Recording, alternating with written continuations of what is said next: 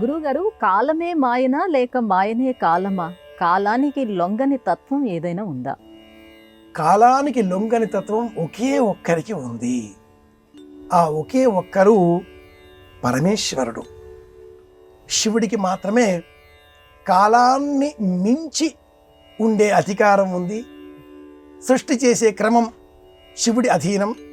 ఉపసంహారకర్త కూడా శివుడే కనుక ఆ శివుడిని వేదం కాలాయ నమః కల వికరణాయ నమో బల వికరణాయ నమో బలాయ నమో బల ప్రమథనాయ నమః సర్వభూత దమనాయ నమో ఇలా 11 పేర్లతో కీర్తించింది.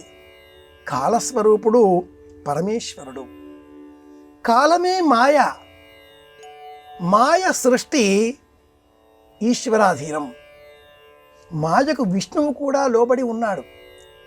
అందుకే విష్ణుమాయ అంటూ ఉంటాం. శివమాయ అనమే. శివుడు మాయాతీతుడు, కాలస్వరూపుడు. విష్ణువు కాలానికి సంబంధించిన సృష్టి క్రమాన్ని అమలు చేస్తూ వృద్ధికారకత్వాన్ని ఆధికారికంగా పొంది ఉన్నాడు. కాబట్టి ఇది విష్ణుమాయ. మాయ అతీతుడు శివుడు. కాలమే మాయ, మాయనే కాలం. రెండు శివస్వరూపం.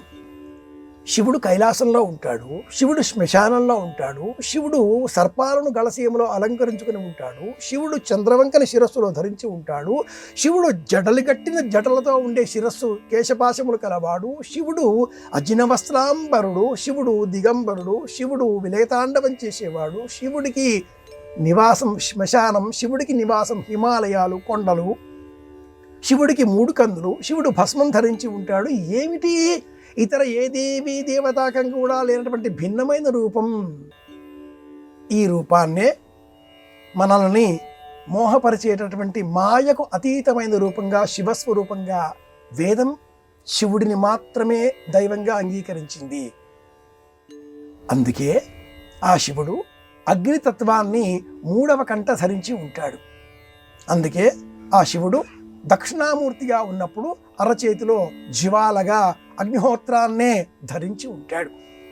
కాలమే మాయా, మాయమే కాలము.